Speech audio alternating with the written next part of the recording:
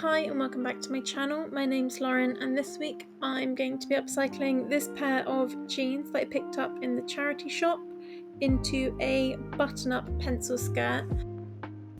I picked up a new pattern book earlier in the week and I was hoping I'd be able to use some of the information that I'd found in this pattern or this project today, but actually when it comes to upcycling I find it easier to just work with the pieces that you've got and sort of holding and pinning them against yourself rather than trying to work with a pattern, just as you're very limited on fabric. So let's get to it. What I have done is I've unpicked everything to allow me to have as much fabric as possible. Decided to pin everything onto my mannequin. I did have to take off the pocket and I also did have enough length in the leg to be able to take off the yoke as well, so I've taken those off. This way I'm also able to keep in the pocket, which I did want to do. I've pinned everything down to here, at least at the moment, just to cover the waist, so I will probably stop at about 50 centimeters down. That will help me just to make sure it fits this part of my body. I've taken it off the mannequin and just trying it on for the first time. It's actually quite dark, so you almost can barely see anything. Currently the front I've got overlapped just because I have got this excess fabric of where it would have originally gone sort of under and in between the leg. I'll be able to fold over to create the band that's going to go down the front, and that will have a nice overlap, and then I've got a series of buttons that I'm going to use for that, and of course the waistband added on the top. Then at the back I've measured down roughly with 2 pins as to where it starts to actually sort of fill out the skirt, as this bit up here is way too big, but this is where it becomes sort of more fitted.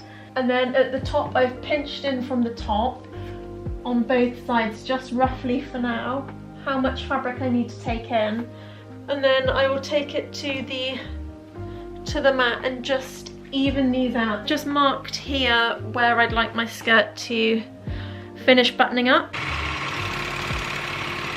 My next big hurdle is working out how to create a good sort of button placket that goes from here all the way down but doesn't interrupt sort of the bottom leg seam, because I quite like how this is just lightly hemmed over. Could maybe do another one, we'll see.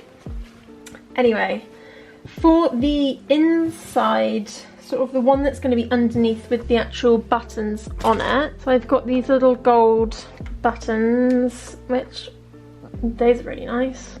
So before getting to that point, I am going to just quickly create a facing out of this piece of cotton, just as I'm starting to be a bit low on this denim fabric, and this will help hold everything back, and then I'll be able to put my buttons in at some point. So what I'll do is I'll probably cut a strip of this, which will be, I'm going to go roughly 5 centimeters, so that gives me a little bit of seam allowance on both sides, because what I'll do is want to tuck that edge in when I fold it over.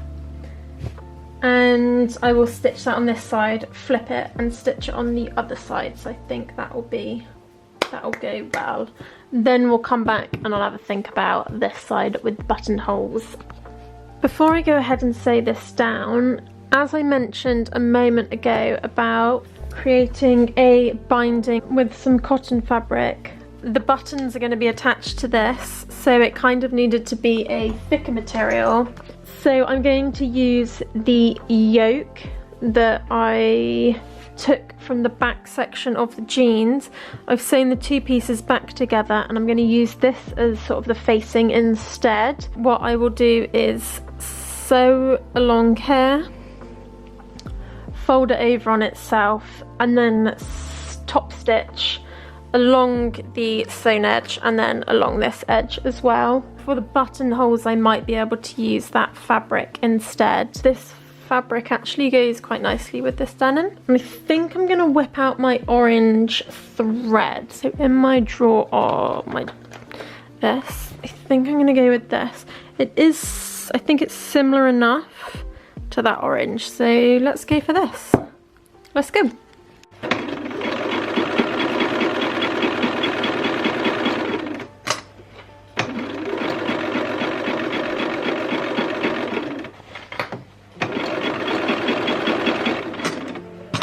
I've just finished putting the facing bias bindinginess inside the skirt. This cotton has caused a bit of a twist as it's got pulled slightly because there's a slight stretch in the denim. But I think once there's sort of buttons and it's pulled around me, then hopefully it should be okay. So denim buttons are slightly different. They come with this little back arrow piece and then a hole here. And once you've decided where they go, you push this piece through the bottom of the fabric and hammer this on top to put it in place. What I'm doing is putting the back piece through both layers of fabric at the halfway point between the two stitch lines, but also evenly spaced about 6 centimeters where I've marked where I want all my buttons to be. Then I'm going to place one of these on top and push it down the best I can, but I've not got a hammer, so I'm going to put a bit of padding over the top of my button, and I've got a full candle. So you want to do a few small hits because otherwise you'll disform the shape of the button and it will start to push down. And then what I'm looking for is for there to be no sort of wiggle room where I can still see the bottom of that arrow, whereas here on this one there's no pull. It doesn't go up and down, so we're just going to do one more and that looks to be perfect. So I'm going to go ahead and do the rest of those off camera. So after I'd attached all my buttons, I attached the waistband, and what I actually found from unpicking the waistband off the jeans is if you sandwich the two pieces of waistband onto the top and stitch along that inside section and then fold them up on itself, it actually creates a neater waistband than trying to sort of create the waistband off of the top of the garment and then sewing on afterwards. And then once you've sewn along that line and down the front, you can just fold it up on itself and top stitch the top of the waistband, as I'm doing here. In order to work out where the buttonholes were going, I laid the two pieces of fabric alongside each other and used a pin to mark where the buttonholes would line up next to where I'd put my buttons in.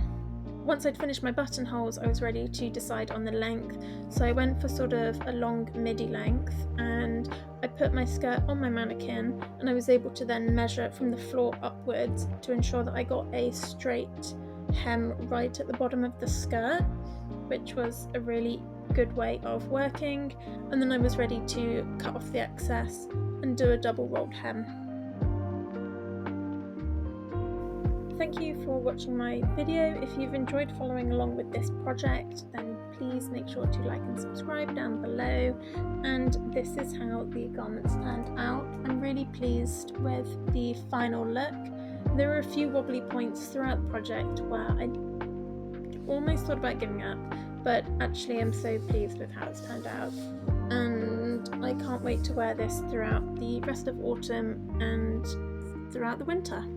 It's definitely a new favourite piece in my wardrobe, so I'm just going to start playing around and deciding how to style it. Thank you again, and see you in the next video. Bye!